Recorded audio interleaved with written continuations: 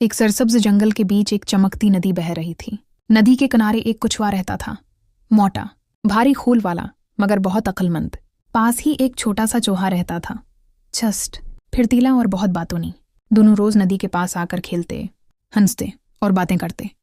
सफ़ा 2, चूहे का मजाक।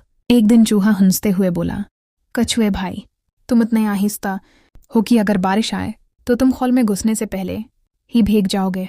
कछुआ हल्का सा मुस्कुराया, लेकिन दिल में थोड़ा सा बुरा लगा। चूहा रोज ऐसा ही मजाक उड़ाने लगा। सफ़ा 3, कछुए की नाराज़ी। एक दिन कछुए ने कहा, दोस्त, तुम मेरी सस्ती का मजाक उड़ाते हो, मगर याद रखो, सब्र और खामोशी में भी ताकत छिपी होती है। चूहा हंसा और बोला, ताकत? तुम में? आओ देखते हैं कौन जीतता है। सफ़ा 4, लड़ाई का आगाज। चूहा इधर उधर दौड़ने लगा, कभी दाएं कभी बाएं। कछुआ अपनी जगह टका रहा, जैसे जमीन में जम गया हो। चूहा करीब आया और तंजिया बोला, अब क्या करोगे? मेरे पीछे तो आ नहीं सकते। अचांक!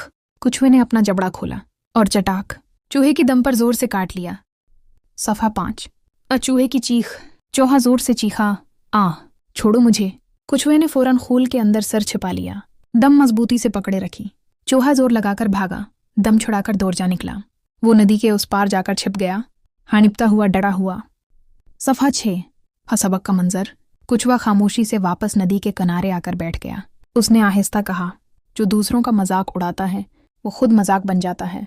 नदी का पानी बह रहा था, हवा नरम थी और जंगल में सुकून छा गया। सब जानवरों ने एक सबक सीखा,